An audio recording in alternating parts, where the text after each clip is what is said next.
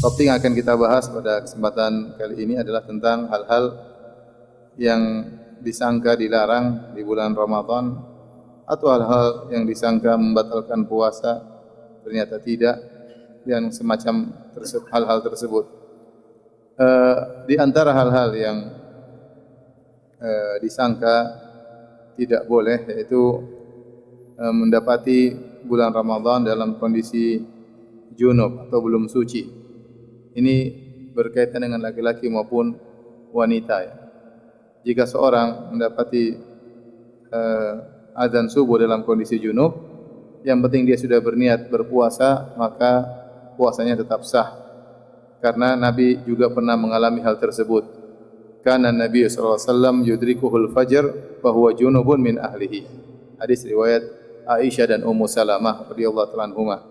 Adalah Nabi sallallahu alaihi wasallam mendapati azan subuh dan beliau dalam kondisi junub gara-gara menggauli istrinya. Ya, bukan karena mimpi basah, tidak, tapi karena Nabi menggauli istrinya dan Nabi belum sempat mandi junub, kemudian sudah dikumandangkan azan. Ini juga dalil bahwasanya Nabi SAW menggauli istrinya di penghujung malam, dan tatkala azan subuh Nabi SAW masih dalam kondisi junub, dan hal itu tidak mempengaruhi keabsahan puasa seseorang. Yang tidak boleh adalah salat subuh dalam kondisi apa? Junub. Adapun kalau puasa enggak ada masalah. Demikian juga wanita yang haidnya bersih, misalnya 5 menit sebelum azan subuh dia mendapati haidnya bersih dan dia belum sempat mandi besar, maka dia berpuasa, iya, dia tetap wajib berpuasa dengan syarat dia sudah yakin bahwasanya sebelum azan subuh sudah dalam kondisi bersih. Adapun mandi junubnya atau mandi besarnya ditunda setelah azan tidak ada masalah. Yang penting dia tatkala salat subuh dalam kondisi sudah bersuci. Nah, dalam kondisi demikian puasanya sah. Puasanya sah. Kemudian juga di antara hal yang disangka dan sering ditanyakan, apakah membatalkan puasa atau tidak jika seorang tidur di siang hari kemudian dia mimpi basah ya. Apakah puasanya batal atau tidak? Jawabannya tentu tidak, karena mimpi basah di luar kemampuannya ya. Dia tidur tahu-tahu dikasih mimpi ya, maka air mani yang keluar dari tubuhnya tersebut, dari kemaluannya, tidak membatalkan puasanya. Kemudian juga di antara hal-hal yang tidak membatalkan puasa adalah hal-hal yang berkaitan dengan berkumur-kumur, bersiwak ya. Sebelum saya menyampaikan hal tersebut, saya ingin menjelaskan bahwasanya hal yang membatalkan puasa adalah makan dan minum, dan definisi makan dan minum adalah memasukkan gizi atau makanan berupa benda padat yaitu makanan atau berupa cair minuman melalui saluran makan dan minum, dan saluran makan dan minum adalah mulut dan hidung. Jika dimasukkan melalui saluran makanan, mulut dan hidung kemudian sampai ke lambung, maka itulah yang disebut makan dan minum. Maka seluruh makna yang berada di luar daripada makna makan dan minum, maka itu tidak membatalkan puasa. Oleh karenanya, contoh memakai celak, apakah memakai celak membatalkan puasa? Jawabannya tidak. Meskipun seorang tatkala memakai celak, terkadang dia merasakan pahitnya di lidahnya. Kenapa? Karena mata bukan saluran makan dan minum. Ya, enggak ada orang makan lewat mata ya. Kemudian juga contohnya memakai obat mata. Obat mata juga masukannya ke mata dan itu bukan saluran makan dan minum. Itu tidak membatalkan puasa. Demikian juga seorang misalnya mencuci lubang telinganya, kemudian dia menggunakan obat-obatan tertentu, maka lubang telinga juga bukan saluran makan dan minum, dan itu tidak membatalkan puasa, karena bukan disebut makan dan tidak pula disebut dengan minum. Demikian juga di antara hal yang disangka membatalkan puasa ternyata tidak, seperti suntik. Suntik yang diberikan kepada orang yang sakit ya, misalnya suntik vitamin atau suntik obat, maka ini semua tidak membatalkan puasa. Karena suntik tersebut dimasukkan bukan dalam jalur makan dan minum, ya. Bukan disuntik di mulutnya, ya. Kalau suntik di mulutnya ya batal, ya. Tapi kalau suntik di tangannya, di kakinya, di pahanya, di belakangnya, ya, di lengannya, maka ini tidak membatalkan puasa karena bukan makan dan minum. Karena bukan makan dan minum. Sampai-sampai menguatkan makna dari makan dan minum, sampai sebenarnya mengatakan kalau lalat masuk di mulutnya pun tidak batal, ya.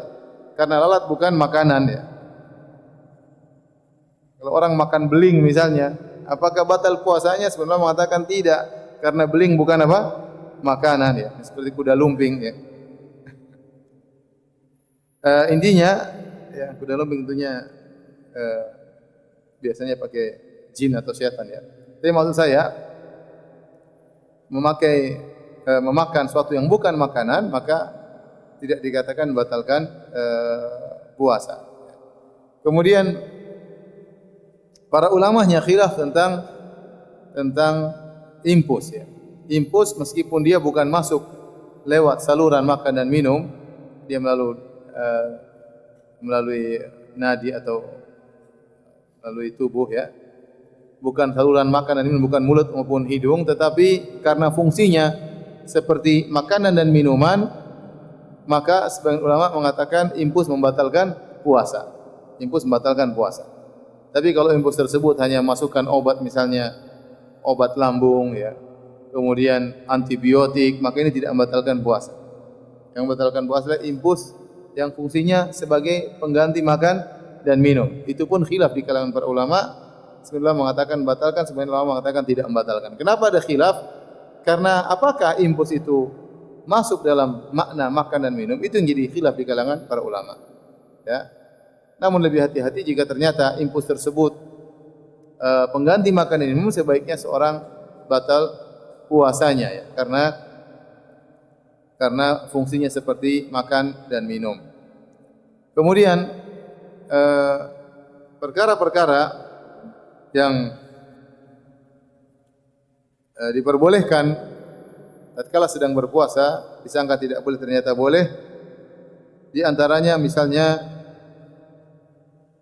mandi, ya, kemudian merendam diri, ya, berbasah-basahan supaya segar misalnya. Apakah itu membatalkan puasa? Jawabannya tidak. Apakah itu mengurangi pahala puasa? Jawabannya tidak. Al-Imam Al-Bukhari dalam sahihnya membuat satu bab, judulnya Babu Iktisalis Shaim. Bab tentang seorang yang sedang berpuasa mandi.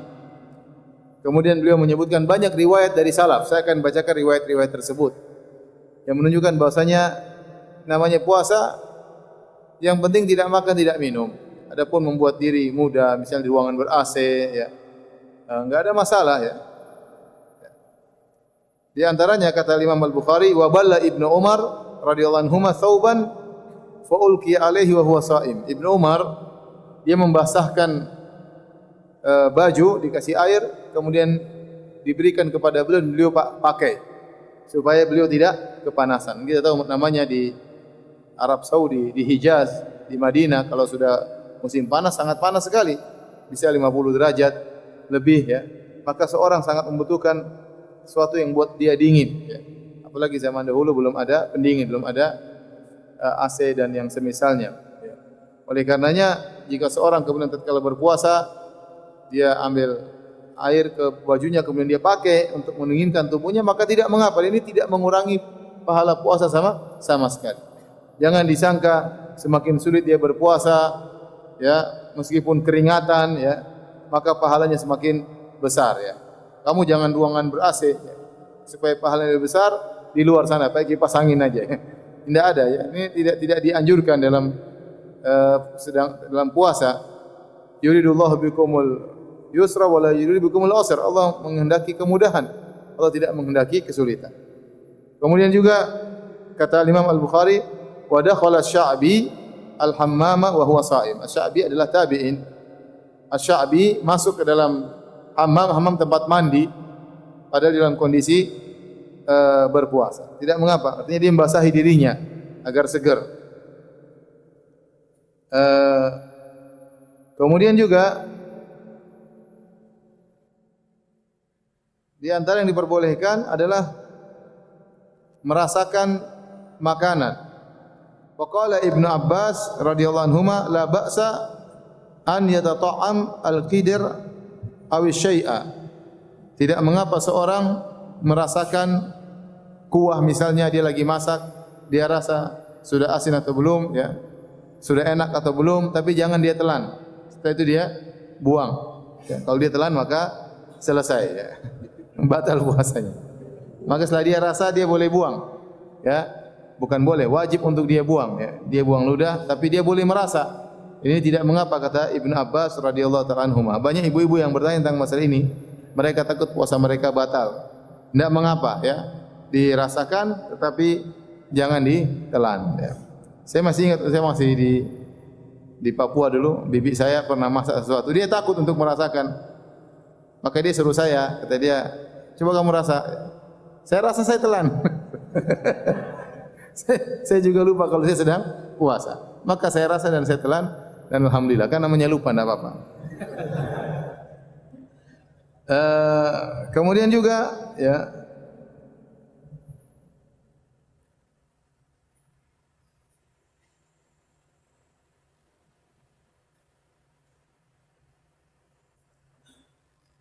Ibnu Mas'ud radhiyallahu anhu berkata, "Idza kana yaumu shaumi ahadikum falyusbih dahinan mutarajjilan." Kalau kalian sedang berpuasa, maka hendaknya di pagi hari kalian dalam kondisi dahinan, yaitu memakai minyak di tubuh, ya. Kemudian mutarajjilan dalam kondisi bersisiran, ya. Seakan-akan Ibnu Mas'ud ingin menjelaskan bahwasanya namanya orang puasa tidak harus dalam kondisi lesu, dalam kondisi kusut, dalam kondisi semerawut. Tidak, ini enggak ada hubungannya dengan masalah pahala. Yang penting antum tidak makan, tidak minum, jangan bermaksiat, berpahala, ya. Ya, maka tidak apa-apa orang sedang berpuasa dalam kondisi rapi, dalam kondisi seger, bahkan pakai minyak rambut, ya, bersisir, ya, pakai wewangian. Enggak, ini semua tidak mengurangi pahala puasa sama sekali. Kemudian Al Hasan Al Basri rahimahullah, seorang tabi'in, la ba'sa bil madmadati wa tabarrudi lisaim. Tidak mengapa seorang berkumur-kumur tatkala sedang berpuasa. Bahkan berkumur-kumur di luar wudu, misalnya dalam kondisi kering mulutnya dia berkumur-kumur. Niatnya bukan untuk minum, tapi dia dalam kondisi sangat kering. Apalagi dalam kondisi berwudu. Bukankah tatkala kita berpuasa kita tetap dianjurkan berwudu dan dianjurkan berkumur-kumur? Jawabannya iya. Dan itu diperbolehkan tatkala seorang sedang berpuasa. Bahkan lebih daripada itu, bahwasanya kata Ibnu Umar, yastaqu awwalan nahari wa akhirahu. Seorang sedang berpuasa, maka dia bersiwak, ya, baik di pagi hari maupun di petang hari. Enggak ada masalah seorang bersiwak. Ibnu Sirin berkata, seorang tabi'in, la ba'sa bisiwakir ratib. Tidak mengapa bersiwak dengan siwak yang basah. Karena siwak ada dua, yang masih basah, masih kerasa rasanya, dan siwak yang sudah kering, ya, yang sudah kering, yang kadang-kadang saya lihat dijual di sebagian toko-toko sudah kering, ya. Saya takut kalau siwak itu nanti bisa luka semua Gus, ya. Tetapi ada siwak yang basah, ada siwak yang kering. Apakah boleh bersiwak dengan siwak yang kering? Jawabannya boleh. Yang basah, jawabannya boleh. Kata Ibnu Sirin, la ba'sa bisiwakir ratib. Tidak mengapa bersiwak dengan siwak yang basah. Qila lahu ta'mun. Maka dikatakan kepada Ibnu Sirin, bukankah siwak ada rasanya? Faqala, kata Ibnu Sirin, wal ma'u lahu ta'mun wa anta tamatmadhu bihi. Bukankah air juga ada rasanya, sementara kau berkumur-kumur tatkala berwudu, kau berkumur-kumur dengan air. Oleh karenanya Imam Al-Bukhari membawakan bab tentang bersiwak tatkala sedang berpuasa, dan kebiasaan Nabi sallallahu alaihi wasallam, beliau suka bersiwak. Beliau suka bersiwak. Ya, kata Nabi sallallahu alaihi wasallam, laula an asyqa ala ummati la amartuhum bisiwaki ma aquli wudu.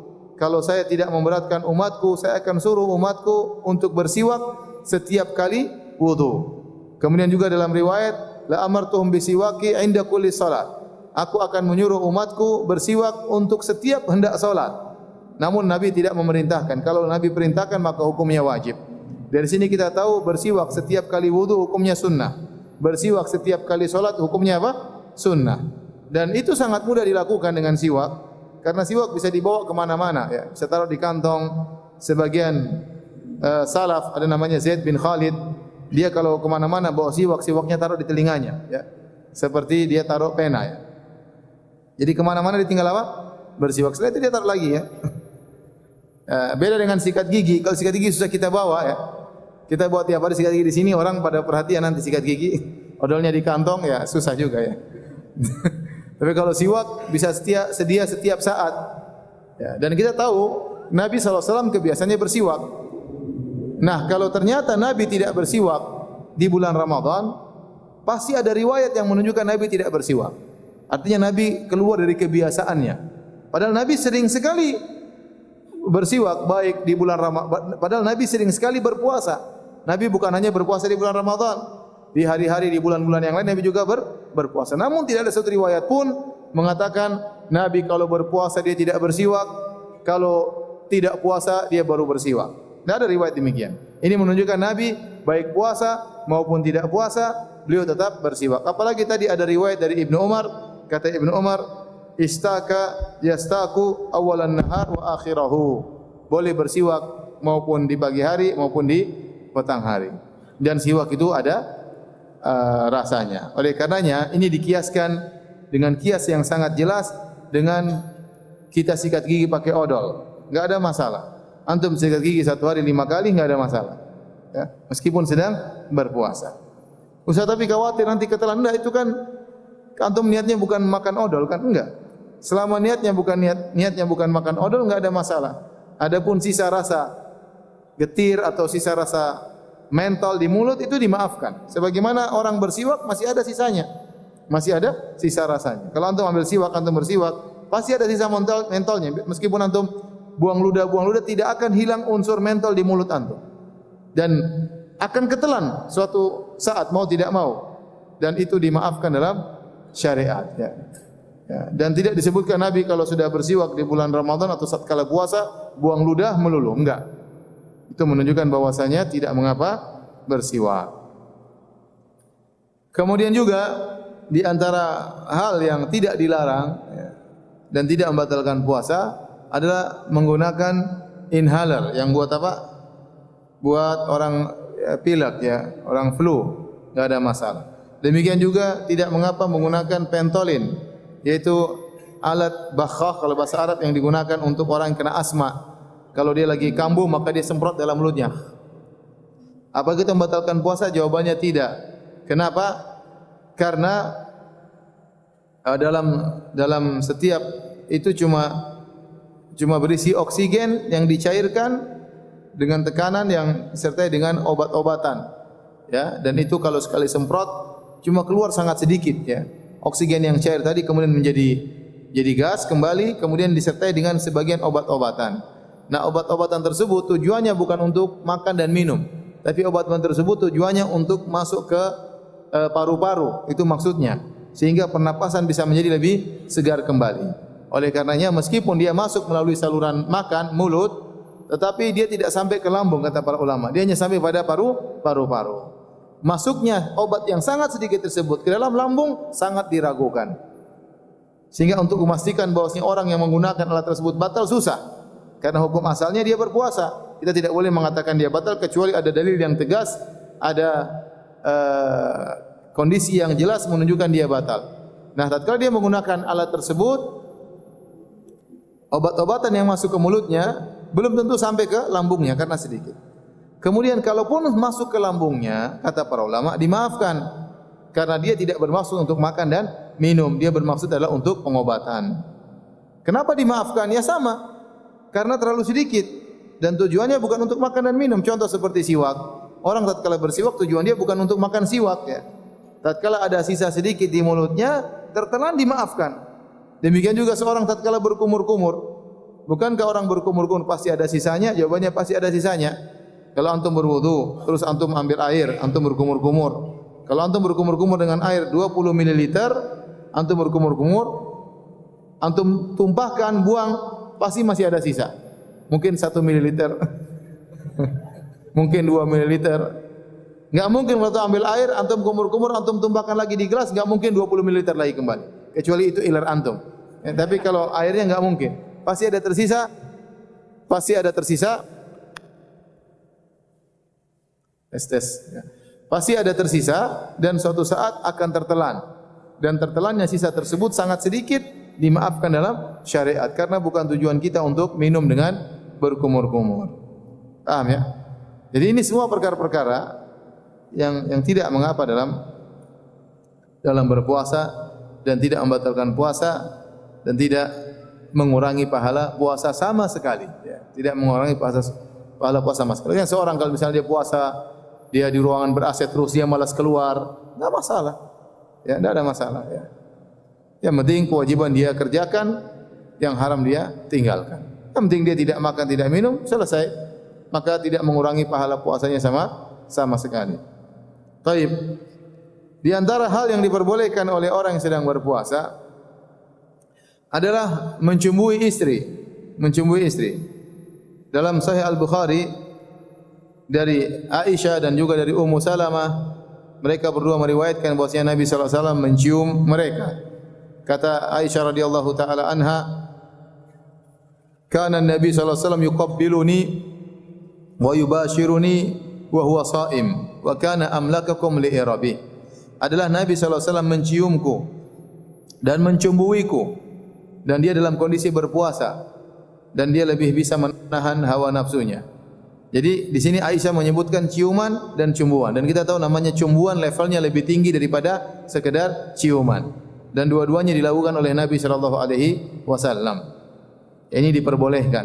Bahkan Ibnu Hazm rahimahullahu taala mengatakan mencium istri bukan cuma dibolehkan, bahkan disunahkan.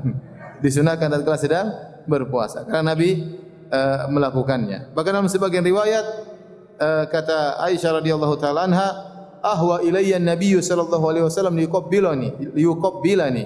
Nabi tunduk mau menciumku, ya, turun mau menciumku. Maka Aisyah berkata, "Ini shaimah." Ya Rasulullah, saya sedang berpuasa. Maksudnya jangan ganggu saya. Kata Aisyah, saya sedang berpuasa. Sementara Nabi sudah turun mau mencium Aisyah. Aisyah tegur, "Ya Rasulullah, inni shaimah." Sungguhnya aku sedang berpuasa. Kata Nabi sallallahu alaihi wasallam, "Wa ana shaimun." Saya juga puasa. Maka Nabi pun mencium Aisyah. Jadi tidak mengapa sang lelaki puasa, sang istri puasa, kemudian sang lelaki mencium istri. Tadi hukumnya boleh ya. Kata Ibnu Hazm hukumnya sunnah. Demikian juga dari Ummu Salamah radhiyallahu taala anha, Umar bin Abi Salamah, anaknya Ummu Salamah, yaitu anak tirinya Nabi sallallahu alaihi wasallam. Waktu Nabi menikah dengan Ummu Salamah sudah ada Umar. Abu Salamah sudah meninggal dunia. Umar bertanya kepada Nabi sallallahu alaihi wasallam, "Ya Rasulullah, apakah orang yang berpuasa boleh mencium?" Kata Nabi sallallahu alaihi wasallam, "Sal hadhihi." Tanya ibumu, tanya istriku Ummu Salamah. Maka Ummu Salamah mengatakan, "Kana Nabi sallallahu alaihi wasallam yasna'u dzalik." Adalah Nabi sallallahu alaihi wasallam demikian. Kalau dia sedang berpuasa, dia mencium istrinya. Para ulama khilaf, apakah dibolehkannya mencium ini mutlak untuk siapa saja? Maka secara umum ada dua pendapat. Pendapat pertama mengatakan siapa saja boleh mencium, tidak dibedakan antara tua dan muda. Yang penting dia bisa menjaga hasratnya, silakan dia mencium istrinya. Sebenarnya mengatakan tidak. Ini hanya diperbolehkan bagi yang tua, ya. Yang muda tidak diperbolehkan, ya. Kenapa? Karena yang muda hasratnya masih kuat, ya. Apalagi yang baru menikah, ya. Maka masih bulan madu, honeymoon, ya. Adapun yang sudah lama menikah, sudah tua, bukan lagi bulan madu, sudah bulan bawang, ya. Maka tidak mengapa, ya. Ini pendapat sebagian ulama membedakan antara yang muda dan yang tua. Namun dibantah oleh para ulama yang mengatakan boleh secara mutlak. Buktinya Nabi mencium Aisyah dan Aisyah juga masih muda. Aisyah masih belasan tahun. Ummu Salamah mungkin 30 tahun lebih, ya, 40-an. Ya, tapi itu juga masih muda. Dan Nabi mencium mereka. Nabi sudah tua, Nabi sudah 60-an. Tetapi yang dicium masih Masih muda. Berarti menunjukkan bahwasanya baik tua dan muda boleh mencium ya tatkala sedang berpuasa. Bahkan lebih daripada itu boleh mencumbui. Oleh karenanya Aisyah radhiyallahu taala anha pernah ditanya oleh seorang, "Ma yahrumu ala shaim ya ala imraatihi?" Ya Aisyah, ya apa yang diharamkan bagi seorang yang sedang berpuasa atas istrinya? Maka Aisyah berkata, farjuha, yang haram cuma kemaluannya, yang lainnya semua halal. Kemudian juga Aisyah pernah ditanya, ma yahillu lirajuli min imratihi sha'iman? Apa yang diperbolehkan bagi seorang laki yang sedang berpuasa terhadap istrinya? Apa yang boleh? Maka Aisyah berkata, kullu syai'in illal jima'. Semuanya boleh. Yang tidak boleh cuma apa? Jima. Paham? Jadi semuanya boleh ya. Masih lama buka puasa ya? Semuanya boleh. Kecuali yang tidak boleh apa? Kecuali jima. Selain itu diperbolehkan. Bahkan datang dalam sebagian riwayat, dalam riwayat Abu Dawud, kata Aisyah radhiyallahu taala anha, ya kana Nabi sallallahu alaihi wasallam yuqabbiluha wa yamussu lisanaha. Anna Nabi sallallahu alaihi wasallam kana yuqabbiluha wa yamussu lisanaha. Adalah Nabi sallallahu alaihi wasallam mencium Aisyah dan bahkan Nabi sallallahu alaihi wasallam mencium lidahnya, maksudnya mencium lidahnya Aisyah radhiyallahu taala anha. Tetapi hadis ini dhaif ya. Hadis ini dhaif kata Ibnu Hajar rahimahullahu taala, walau sahha fa huwa mahmulun ala man lam yabtali riqahu alladhi khalata riqaha. Kalau hadis ini sahih, maka tetap dibawakan kepada boleh mencium lidah ya, mengisap lidah istri selama tidak menelan air liur istri. Karena kalau air liur istri masuk ke kita maka batal. Maka batal. Serius banget sih. Baik, hadirin dan hadirat Allah Subhanahu wa taala. Ini harusnya pengajian malam bukan sore begini. Tapi tidak apa-apa lah. Di antara dari sini juga kita tahu bahwasanya para ulama menjelaskan di antara hal yang tidak membatalkan puasa jika seorang menelan air liur sendiri. Jika seorang menelan air liur sendiri, maka tidak membatalkan puasa. Tetap orang sering tatkala berpuasa dia buang ludah terus. Dia buang ludah terus. Dia menyangka kalau dia menelan air liurnya maka batal puasanya. Tidak ada masalah. Tidak ada dalil yang menunjukkan menelan air liur sendiri batal. Jadi masalah kalau air liurnya sudah keluar, dimasukin lagi, itu lain cerita. Tapi selama belum keluar, maka tidak membatalkan apa? Puasa. Para ulamanya khilaf kalau air liurnya dia kumpulkan, baru dia telan. Nah, itu khilaf di kalangan para ulama. Tapi kalau air liur biasa tidak dikumpulkan, maka tidak ada khilaf bahwasanya itu tidak membatalkan puasa. Yang dikhilafkan oleh para ulama, kalau air liur dikumpulkan kemudian ditelan, yang benar tidak membatalkan puasa. Demikian juga yang lebih daripada itu, misalnya dahak atau ingus misalnya tertelan, apakah membatalkan puasa? Kata para ulama, namanya bulgham, namanya nakhamah, namanya ingus dahak, hendaknya dibuang. Ya, karena itu perkara yang menjijikkan. Tapi seandainya tertelan, tidak membatalkan puasa. Perkaranya makruh, tapi tidak membatalkan puasa menurut pendapat yang benar. Kalau seandainya menelan air liur, menelan dahak itu membatalkan puasa, tentunya akan dijelaskan oleh Nabi sallallahu alaihi wasallam karena ini mimma ta'ummu bihil balwa, karena ini perkara yang menimpa banyak sekali orang. Tentunya kalau itu membatalkan pasti dijelaskan oleh Nabi sallallahu alaihi wasallam. Hadirin dan hadirat Allah Subhanahu wa taala. Di sini saya ingin menyampaikan bagaimana romantisnya Nabi sallallahu alaihi wasallam bahkan tatkala sedang berpuasa. Ternyata Nabi sallallahu alaihi wasallam tatkala sedang berpuasa dia tetap romantis kepada istrinya. Tetap dia cium istrinya, tetap dia cumbui istrinya.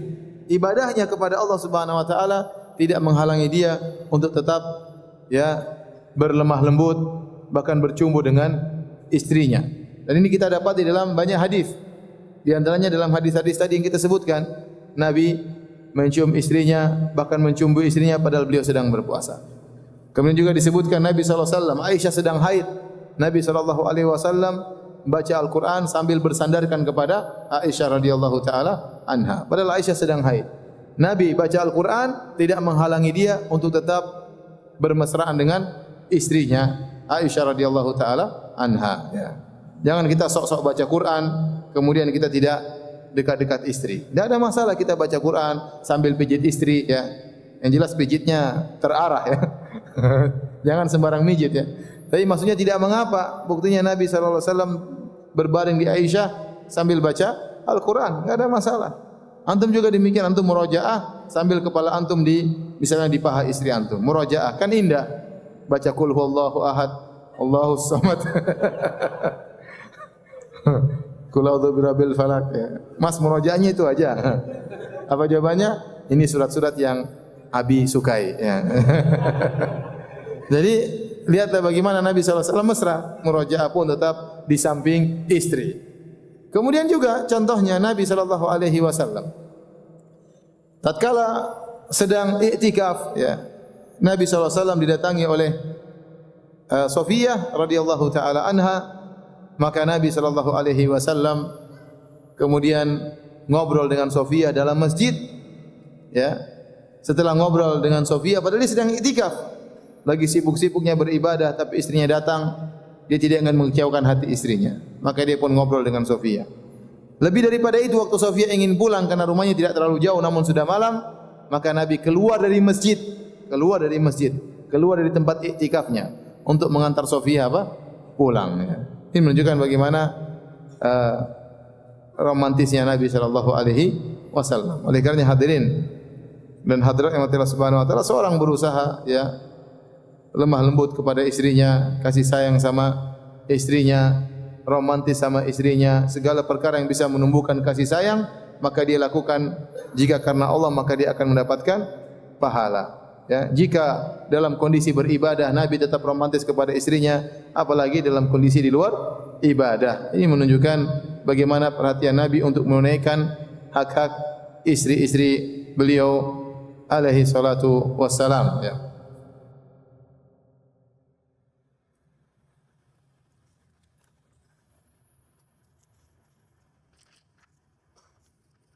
Baik, hadirin dan hadirat yang dirahmati oleh Subhanahu wa taala. Di antara hal-hal yang diperbolehkan di bulan Ramadan yang sebagian orang menganggap tidak diperbolehkan adalah berkaitan dengan salat malam. Berkaitan dengan salat malam. Bahwasanya pendapat yang benar, salat malam boleh lebih dari 11 rakaat. Lebih dari 11 rakaat, ya. Dan hal ini telah disampaikan oleh para ulama, bahkan dikatakan ijma ulama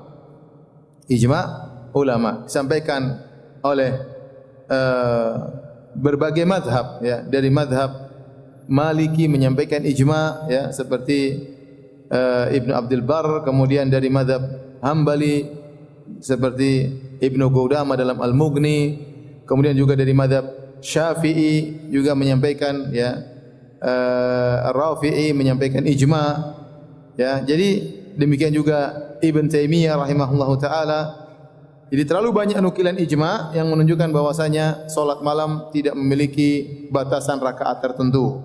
Maka barang siapa ingin salat 11 rakaat silakan, lebih daripada itu juga tidak mengapa. Adapun dalil-dalil yang menunjukkan boleh lebih daripada 11 rakaat. Ya, pertama, ya, memang benar datang hadis dari Aisyah radhiyallahu taala anha, maka Nabi sallallahu alaihi wasallam yazidu an 11 rakaat fi Ramadan wala fi ghair Ramadan.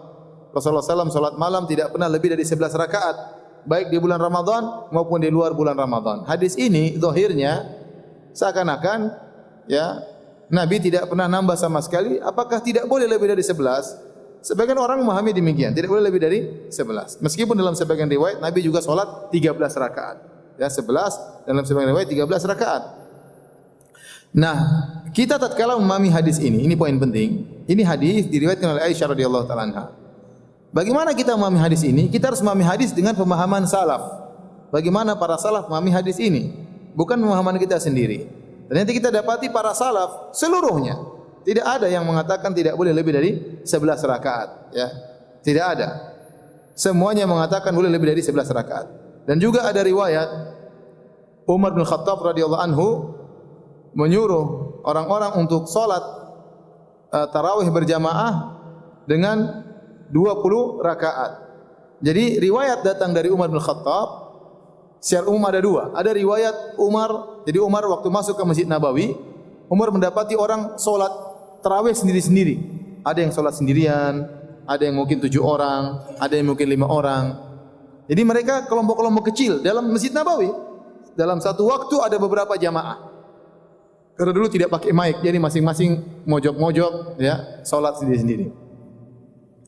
Dan itu sudah terjadi sejak zaman Nabi sallallahu alaihi wasallam. Dalam Sunan Abi Daud, Nabi sallallahu alaihi wasallam mendapati nas yusallun auzaan, orang-orang salat sendiri-sendiri, ya. Dan itu berlanjut sampai zaman Umar bin Khattab radhiyallahu taala anhu.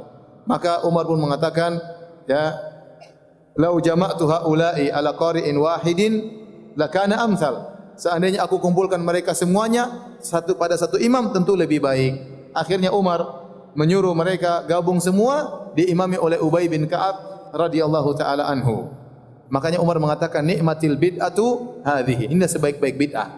Ya, artinya Umar punya ide baru yang sudah lama ditinggalkan karena terakhir Nabi salat tarawih berjamaah sudah lama. Kemudian Umar menghidupkan lagi sunnah tersebut. Intinya dalam sebagian riwayat dari jalur di Muwatta dari Imam Malik, dari Muhammad bin Yusuf, dari Sa'ib bin Yazid, kemudian dari Umar bin Khattab radhiyallahu anhu, bahwasanya Umar waktu itu menyuruh para sahabat salat 11 rakaat. Namun dalam riwayat yang lain, ya, dari Ibnu Khuzaifah, ya, kemudian dari Sa'ib bin Yazid, kemudian dari banyak riwayat, ada 4 riwayat, 5 riwayat, ya. Semuanya menyatakan Umar waktu salat itu bukan 11 rakaat, tapi 20 rakaat. Tapi 20 rakaat. Oleh karenanya Ibnu Abdul Bar dalam kitabnya Tamhid dan juga Al-Istidhkar, beliau mengatakan riwayat yang mengatakan Umar menyuruh para sahabat salat 11 rakaat dari riwayat yang waham, yaitu riwayat yang keliru. Yang benar Umar menyuruh para sahabat untuk salat 20 rakaat. Baik. Itu di zaman Umar bin Khattab radhiyallahu anhu. Kemudian di zaman tabi'in kita dapati banyak riwayat mereka salat lebih dari 11 rakaat. Atha ya bin Abi Rabah, salah seorang tabi'in senior yang wafat pada tahun 114 Hijriah kalau tidak salah, beliau mengatakan, "Adraktun nas, aku mendapati orang-orang salat, ya, 20 rakaat, lebih daripada 11 rakaat." Kemudian juga riwayat dari Sa'id bin Jubair, ini semua tabi'in. Sa'id bin Jubair, Atha ibnu Abi Mulaikah, ya. Kemudian Daud bin Qais, ya. Kemudian Suwaid bin Ghafalah. Ini semua para tabi'in 5 orang, semuanya salat 20 rakaat lebih. Semuanya salat 20 rakaat lebih. Dan mereka adalah para tabi'in. Kemudian kita dapati para a'immah sama. Imam Syafi'i mengatakan, aku dapati orang-orang di Mekah salat 23 rakaat. Aku dapati orang-orang di Madinah salat 36 rakaat atau 39 rakaat. Di zaman Imam Syafi'i. Imam Malik pun demikian. Imam Malik mendapati orang-orang salat 39 rakaat. Jadi kalau kita dapat di sejarah salat tarawih, ternyata dari zaman salaf dahulu mereka sudah salat lebih daripada 11 rakaat. Kenapa? Karena kalau mereka mau meniru solatnya Nabi 11 rakaat, terlalu berat. Nabi solat dengan sangat panjang, ya. Sampai terkadang Nabi solat menjelang subuh. Para orang-orang tidak kuat. Orang-orang lebih senang memperbanyak apa? Sujud dengan berdiri yang tidak lama. Maka mengingat kebutuhan masyarakat yang tidak kuat berdiri lama, maka dibuatlah solat yang agak cepat tapi rakaatnya diperbanyak. Maka saya katakan bahwasanya kesimpulannya, kita memahami hadis Aisyah radhiyallahu taala anha bahwasanya Nabi tidak pernah lebih dari 11 rakaat. Kita pahami dengan pemahaman para salaf. Para salaf memahami bahwasanya boleh lebih daripada 11 rakaat. Dan dalilnya begitu banyak, bukan cuma yang dalilnya, banyak sekali dalilnya. Ini sebagian yang ingin saya sampaikan. Kemudian juga di antara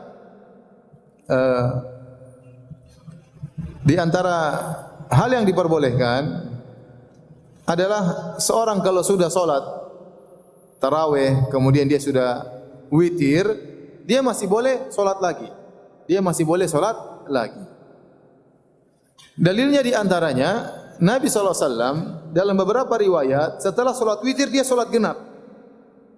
Dalam Sahih Bukhari, dalam Sahih Muslim dari Aisyah radhiyallahu taala anha, Nabi pernah salat, sekali salat 9 rakaat satu salam.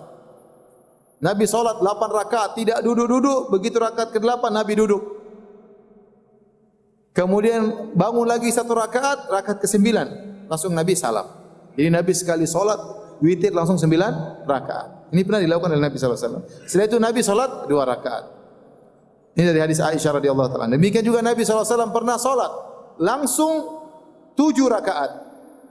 Rakaat ke-6 dia duduk, rakaat ke-7 dia bangkit. Kemudian dia salam. Setelah itu Nabi sallallahu alaihi wasallam salat lagi 2 rakaat. Ini dalil Nabi pernah salat genap setelah salat witir. Kemudian Nabi juga pernah salat demikian 13 rakaat. Setelah Nabi salat 11 rakaat, Nabi salat lagi 2 rakaat. Jadi datang dari Nabi 3 model. 9 kemudian 2, 7 kemudian 2, kemudian 11 kemudian berapa? 2. Ini Nabi pernah salat genap setelah salat ganjil. Ini bukanlah kebiasaan Nabi sallallahu alaihi wasallam, tapi kata para ulama seperti Imam Nawawi rahimahullah taala dalam kitabnya Al-Majmu' untuk menjelaskan bolehnya seorang salat genap setelah salat witir, tapi jangan witir lagi. Dan ini dipraktikkan oleh Talq bin Ali radhiyallahu anhu. Kata anaknya Qais bin Talq bin Ali, dia berkata, "Zarana abi," dalam Sunan Abi Daud dan disahihkan oleh Syekh Albani. Ayah kami Talq bin Ali zarana, mengunjungi kami, fa amsa indana wa aftara indana. Maka sampai maghrib dia tetap berada di kampung kami, lantas kemudian dia buka puasa tempat kami. Rupanya orang-orang kampung anaknya ingin agar Talq bin Ali menjadi imam, maka dia pun jadi imam salat tarawih di kampung anaknya. Setelah selesai salat tarawih bersama kampung anaknya, summan hadara ila masjidihi. Kemudian dia pulang ke kampungnya sendiri.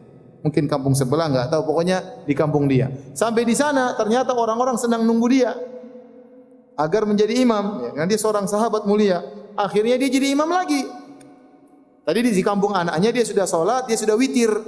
Kemudian dia tatkala jadi imam di kampungnya sendiri, tatkala tiba salat witir, qaddama rajulan, dia suruh orang yang jadi imam witir. Mereka bertanya, "Kenapa enggak sekalian witir?"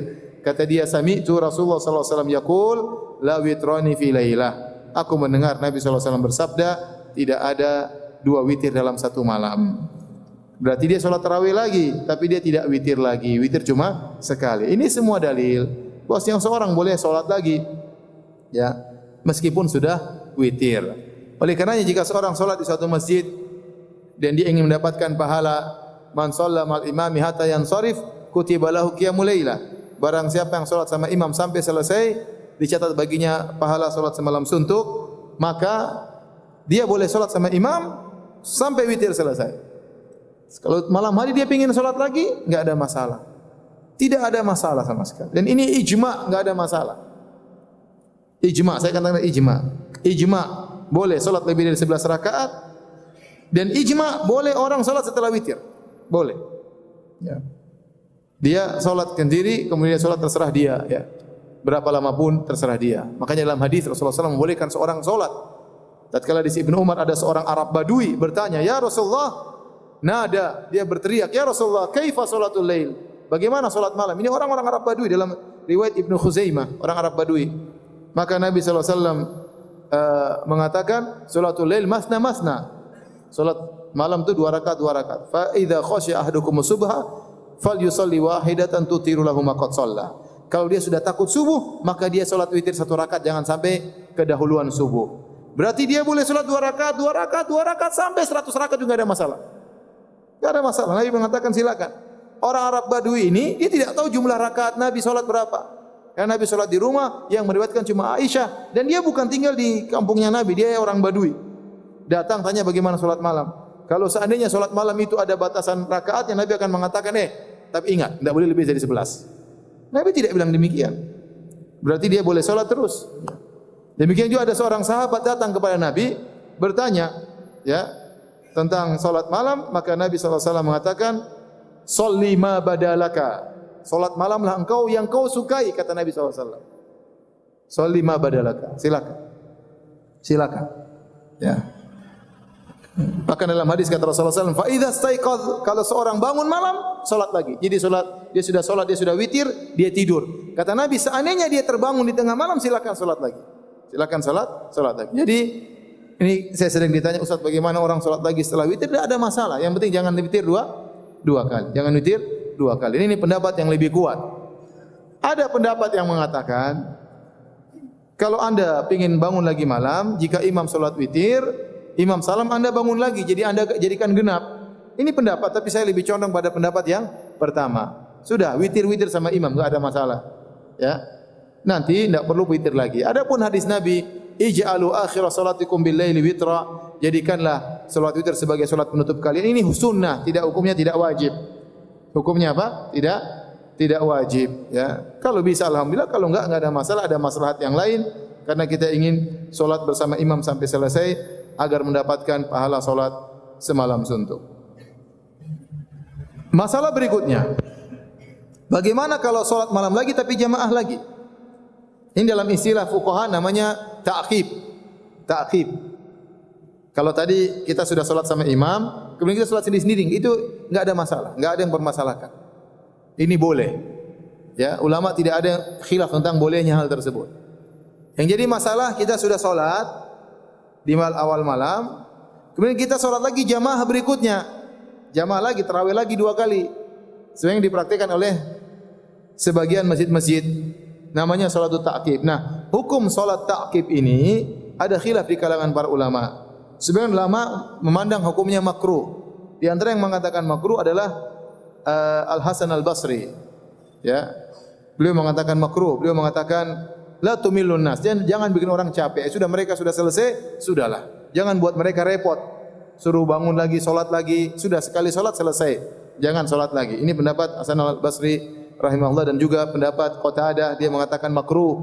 Hukumnya makruh. Dan ini juga pendapat ulama Hanafiyah, karena mereka berpendapat orang sesudah salat tarawih maka dia boleh salat mutlak.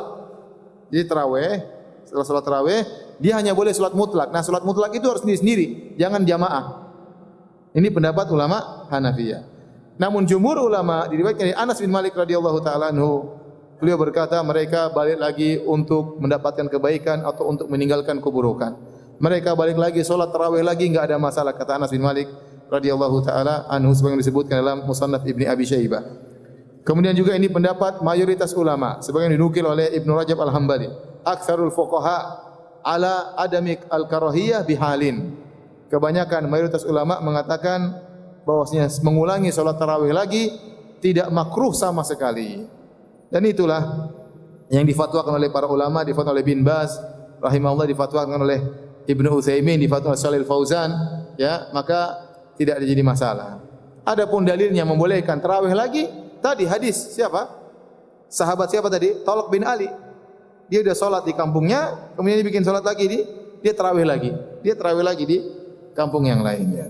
Kemudian Nabi sallallahu alaihi wasallam, ya, setelah witir dia salat lagi, enggak ada masalah, ya. Saya tanya sama antum, bolehkah seorang salat tarawih dari jam 8 sampai jam 3? Boleh atau tidak? Kalau kuat boleh enggak? Boleh. Apa disebut dengan salat tarawih? Salat tarawih itu dahulu di zaman Nabi enggak ada istilah salat tarawih. Muncul di zaman salaf istilah salat tarawih. Tarawih itu adalah jamak dari tarwihah. Tarwihah artinya istirahat. Para salaf dahulu kalau mereka sudah salat 4 rakaat mereka istirahat. Disebut tarwihah. Makanya disebutkan Sa'id bin Jubair, kana yusalli bina fi ashr awakhir 7 tarwihat. Bahwasanya Sa'id bin Jubair seorang tabi'in, kalau sebelum 10 terakhir dia salat 5 tarwihat, yaitu 20 rakaat. Tapi kalau sudah 10 terakhir dia tambah, jadi 7 tarwihat. Dia salat jadinya 28 rakaat, ya, 28 rakaat. Nah, setiap 4 rakaat mereka istirahat. Namanya tarwihah. Nah, jamak dari tarwihah tarawih. Itu asal muasal nama salat tarawih. Salat yang diselingi dengan istirahat. 4 rakaat istirahat, 4 rakaat istirahat. Tapi kalau kita enggak perlu istirahat karena setengah jam sudah selesai. Istirahatnya terakhir aja, ya. Apalagi sebagian orang, ya, 23 rakaat cuma 7 menit, ya. Nah, itulah namanya salat tarawih, dan kita sepakat tidak ada yang menyelisih kalau orang boleh salat tarawih jam 8 sampai jam 3. dia istirahat sebentar-sebentar. Nah, kalau istirahatnya lama apa masalahnya? Ana salat tarawih jam 8 sampai jam 11. Kemudian ana tidur. Nanti jam 1 ana bangun lagi. Kan emang dilarang.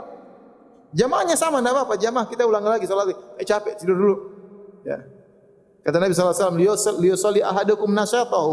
Seorang salat sesuai dengan semangatnya. Ya. Ya sudah. Tidur lagi, bangun lagi boleh atau tidak? Boleh, enggak ada masalah. Oleh karenanya jamaah kedua setelah tarawih pertama bikin lagi tarawih kedua, enggak ada masalah. Apalagi kalau jamaah pertama bukan jamaah kedua. Misalnya masjid bikin 2 tarawih, terserah mau pilih yang mana. Ronde pertama ba'da Isya 1 jam. Ronde kedua lebih lama, 1 juz 2 jam, terserah.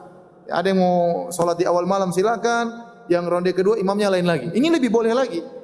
Kenapa boleh? Jangankan dua jamaah di waktu berbeda. Sedangkan berjamaah satu waktu saja boleh atau tidak? Boleh. Bukankah Umar tadi disebutkan di awalnya dia menyemukan beberapa jamaah salat dalam satu waktu? Ya, Umar tidak melarang. Cuma itu dulu tidak pakai mic ya. Kalau sekarang di Masjid Al-Azhar 2 jamaah ya rame ya. Tapi maksud saya seandainya tidak didirikan salat tarawih di sana 5 orang, sana 3 orang, enggak ada masalah. Yang penting tidak saling mengganggu. Nah, kalau 2 jamaah dalam satu masjid dalam satu waktu diperbolehkan, apalagi 2 jamaah dalam waktu yang berbeda. Jadi enggak ada masalah ya. Enggak ada masalah. Yang penting ente salat malam. Yang penting salat malam. Baik, ini saja yang mau saya sampaikan pada kesempatan kali ini. Kalau ada yang bertanya, saya persilahkan. Wallahu taala a'lam bishawab. Pertanyaan pertama, Ustaz, apa hukumnya donor darah saat berpuasa? Donor darah saat berpuasa dikhilafkan oleh para ulama. Ya. Beda kalau cuma ngambil hukna, ambil darah untuk diperiksa gulanya atau kolesterolnya, itu sedikit. Donor darah sampai 1 liter, setengah liter, ini jadi masalah. Kenapa khilaf? Karena ada hadis disebutkan kata Nabi SAW bersabda, aftarul hajim wal mahjum. Orang yang membekam dan yang dibekam telah berbuka puasa. Orang yang membekam dan dibekam telah berbuka puasa. Kenapa yang dibekam berbuka puasa? Kata para ulama karena dia lemah. Dan orang lemah begini sebaiknya berbuka. Puasa bukan untuk membuat dia sakit. Maka hendaknya dia setelah diambil darahnya, apalagi zaman dulu darah kalau diambil banyak, yaudah dia berbuka aja. Ya, dia seperti orang yang sakit. Orang yang dibekam dan yang membekam tidak batal puasanya. Ya, mereka mengatakan hadis ini, ada yang mengatakan dhaif, ada yang mengatakan hadis ini sudah mansukh. Dan ada yang mengatakan hadis ini ditakwil ya. Maksudnya orang yang membekam dan dibekam bisa mengantarkan pada berbuka tapi tidak langsung berbuka, dan saya lebih condong pada pendapat bahwasanya membekam dan dibekam tidak membatalkan puasa. Al-Imam Al-Bukhari menyampaikan banyak riwayat dari para sahabat bagaimana mereka sedang berbekam tatkala mereka sedang berpuasa. Seakan-akan bahwasanya hadis ini mansukh ya. Seakan-akan hadis ini mansukh ya. Oleh karenanya jika berbekam atau dibekam tidak membatalkan puasa, maka donor darah juga tidak membatalkan puasa. Tapi untuk kehati-hatian, kalau antum mau donor darah malam hari aja. Ya, kalau memang harus donor darah malam hari, daripada kita masuk dalam khilaf.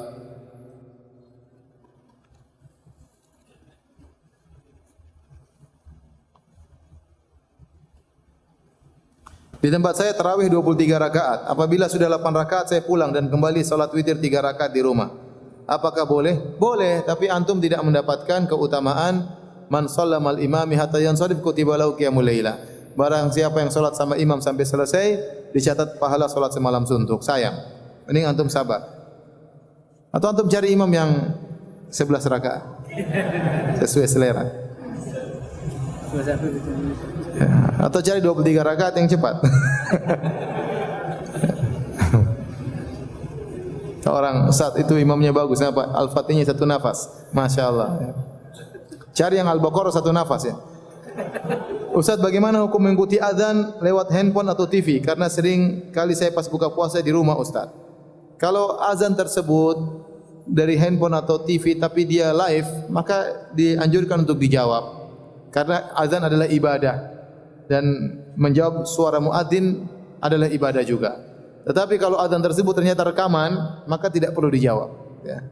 Ya, kalau azan tersebut rekaman maka tidak perlu dijawab. Antum langsung aja bismillah dhahabat dhama'u wabtalatil uruqu wa thabatal ajr insyaallah. Bolehkah salat tahajud berjamaah? Tadi baru kita bahas, tidak jadi masalah ya.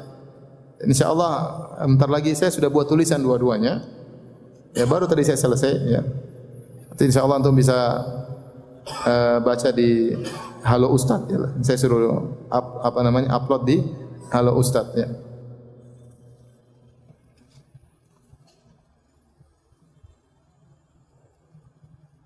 Ustaz, saya ingin menanyakan apakah di bulan puasa ini melihat makan makanan di sosial media membatalkan puasa? Enggak sih, enggak ada masalah ya. Cuma ngapain? Ada apa-apa kalau mau pesan kan ada masalah ya pesan. Biar boleh, enggak ada masalah ya. Itu ujian ya.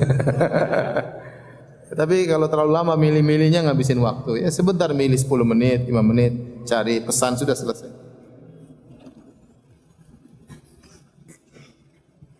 Ustaz, jika perempuan solat tarawih berjamaah di rumah bersama saudarinya, apakah bisa mendapatkan keutamaan tarawih bersama imam juga? Insyaallah taala. Karena perempuan lebih utama solat di mana? Di rumah. Bolehkah solat tahajud berjamaah selain di bulan Ramadan? Nah, ini beda. Kalau solat berjamaah, solat tahajud berjamaah, solat malam berjamaah di bulan Ramadan syiar. Adapun di luar bulan Ramadan maka Nabi tidak mendawamkannya. Datang dalam sebagian riwayat, sebagian sahabat salat bersama Nabi seperti Ibnu Abbas, seperti Hudzaifah bin Yaman, Jabir bin Abdullah ya. Ada beberapa sahabat yang Nabi lagi salat kemudian mereka ikut nimbrung bersama Nabi salat. Dari situ para ulama di antara Ibnu Taimiyah rahimahullah taala mengatakan seseorang kalau dia salat berjamaah sesekali di luar Ramadan sesekali tidak mengapa. Tapi jangan merupakan rutinitas tidak. Karena tatkala kita salat malam tujuannya kita berkhulwat dengan Allah Subhanahu wa taala. Ya. Tetapi sesekali tidak kebetulan misalnya kita lagi kunjungan, kita bilang sama tuan rumah nanti malam kita salat bareng ya, enggak apa-apa, enggak ada masalah. Sesekali enggak apa-apa. Bukan rutinitas tiap minggu enggak, sesekali. Oleh karenanya hanya bisa dihitung dengan jari Nabi pernah salat berjamaah di luar bulan Ramadan ya.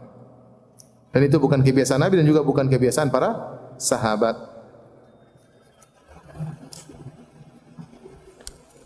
Ustaz, apakah ada doa khusus di sela-sela salat tarawih setelah salam jika ada apa bacaannya? Tidak ada doa khusus. Antum sedang salat malam, antum berdoa sih terserah. Mau zikir, melanjutkan baca Quran. Dahulu penduduk kota Mekah mereka salat tarawih 20 rakaat. Setiap selesai 4 rakaat mereka tawaf. Kemudian mereka lanjut lagi. Setiap selesai 4 rakaat mereka apa? Tawaf. Sehingga waktu mereka habis untuk tarawih dan habis juga untuk tawaf. Maka disebutkan penduduk kota Madinah menyaingi. Mereka dengar penduduk kota Mekah salat dan tawaf. Maka mereka memperbanyak rakaat. Jadilah mereka 39 rakaat. Karena mereka tidak ingin kalah dalam masalah pahala. Penduduk kota Mekah mendapatkan pahala tawaf, mereka memperbanyak rakaat apa? Salat. Sehingga waktunya bisa hampir-hampir sama.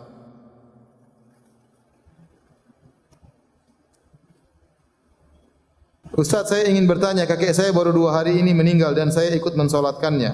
Tapi pada saat solat saya tidak hafal doa di takbir ketiga dan keempat. Apakah saya berdosa? Tidak, tidak berdosa. Ya, tidak wajib. Seorang tidak bisa mau diapain. Ya. Sebenarnya dia bisa berdoa dengan doa apa saja. Ya. Kalau dia bisa berdoa dengan doa yang diajarkan Nabi itu lebih baik. Kalau enggak, silakan dia berdoa untuk kakeknya tersebut. Kalau dia sudah tidak sempat berdoa tatkala solat jenazah, sekarang saatnya dia mendoakan kakeknya. Ya.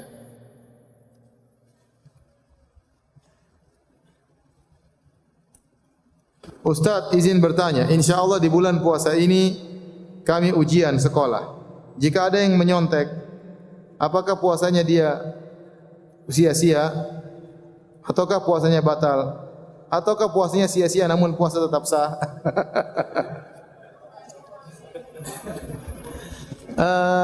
Yang jelas nyontek kan bohong ya, dosa ya. Ya janganlah ya. Jangan kita berbohong apalagi di bulan Ramadan ya. Saya enggak tahu apakah puasanya sia-sia atau tidak. Namun kata Nabi sallallahu alaihi wasallam, "Man lam yada' qaula zur wal amal bihi falaysa lillahi hajatan fi ayyadi at'ama wa syarabahu." Barang siapa yang tidak meninggalkan perkataan dusta, Allah tidak butuh dengan lapar dan dahaganya. Dan dia nyontek dia dusta. Seakan-akan dia jawab sini ternyata dia apa? Menyontek.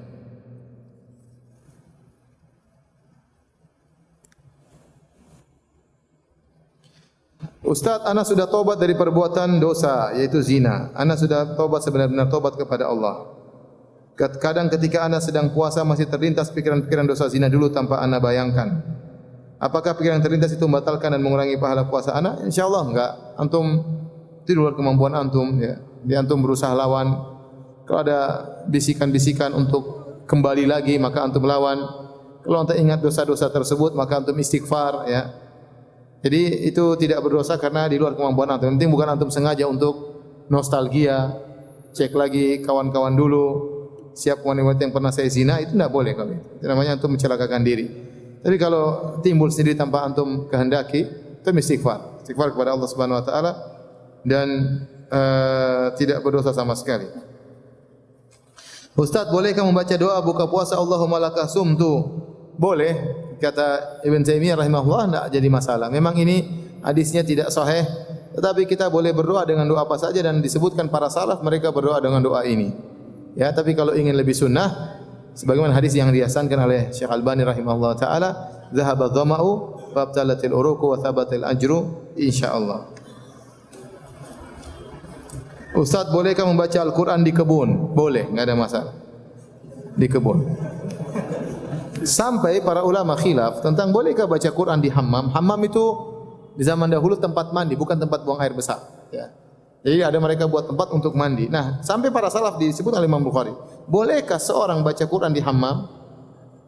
Kenapa? Bukan apa? Karena mereka terlalu semangat baca Quran. Sampai harus dibahas. Kalau mereka masuk hammam butuh waktu. Bolehkah mereka sambil baca Quran?